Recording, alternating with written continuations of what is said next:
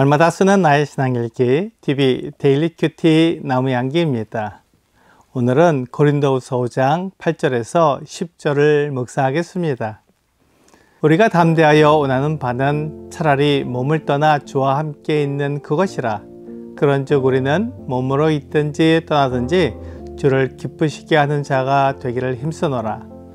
이는 우리가 다 반드시 그리스도의 심판대 앞에 나타나게 되어 각각 선악간에 그 몸으로 행한 것을 따라 받으려 함이라.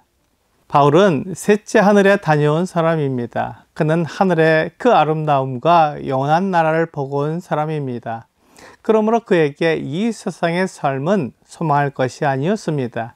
그래서 그가 바라는 것은 몸을 떠나 주와 함께 있는 것입니다. 이 세상의 삶은 잠깐 있는 것이며 그리스도와 함께 있는 영원한 삶이기에 주와 함께 있는 삶이 진짜 삶이고 가치 있는 삶입니다. 우리가 삶이라고 하는 것은 눈에 보이는 이 세상의 삶뿐입니다. 그래서 우리는 눈에 보이는 삶을 추구합니다.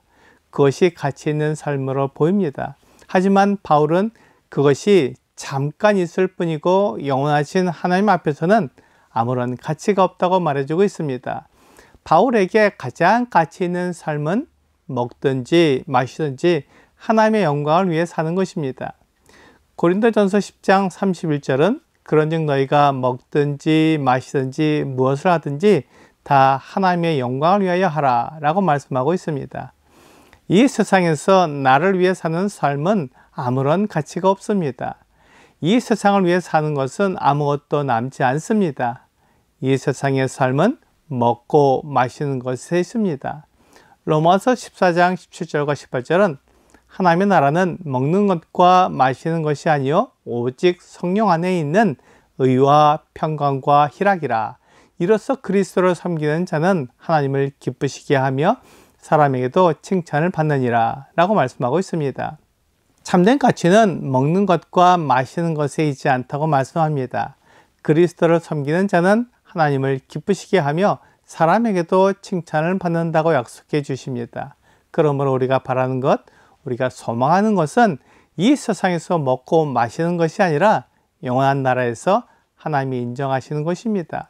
그것은 눈에 보이지 않는 것이며 그리스도를 위해 사는 것입니다. 마태복음 6장 30절부터 33절은 오늘 있다가 내일 아궁이에 던져지는 들풀도 하나님이 이렇게 입히시거든 하물며 너희가 보냐 믿음이 작은 자들아.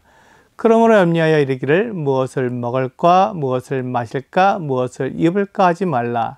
이는 다 이방인들이 구하는 것이라. 너희 하늘 아버지께서 이 모든 것이 너희에게 있어야 할 줄을 아시느니라. 그런즉 너희는 먼저 그의 나라와 그의 의를 구하라. 그리하면 이 모든 것을 너희에게 더하시리라 라고 말씀하고 있습니다. 우리에게 먹을 것과 마실 것과 입을 것이 필요하다는 것을 하나님이 잘 아십니다. 하나님은 사람을 지으신 분이시고 사람을 사랑하시는 분이기에 사람에게 필요한 것을 잘 아십니다. 그래서 사람들에게 먹고 마시고 입을 것을 주십니다. 하지만 그것을 위해 살게 하지는 않습니다. 먹고 마시고 입는 것이 필요하지만 그것을 위해 우리의 인생을 바칠 가치가 없습니다.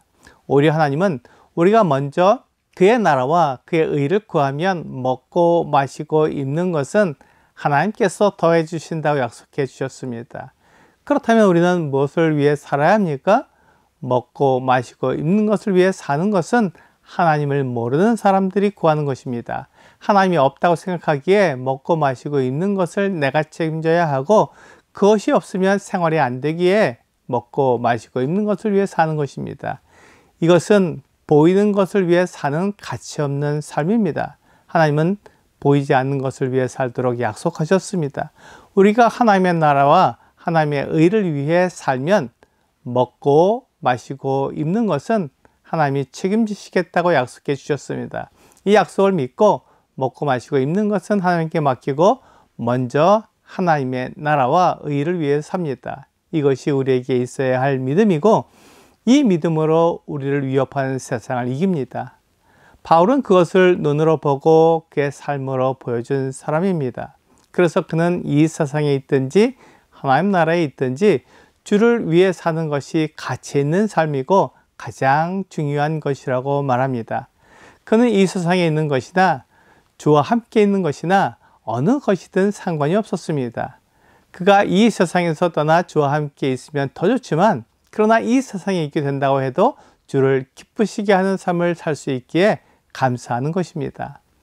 고린도전서 11장 1절은 내가 그리스도를 본받는 자가 된 것 같이 너희는 나를 본받는 자가 되라 라고 말씀하고 있습니다.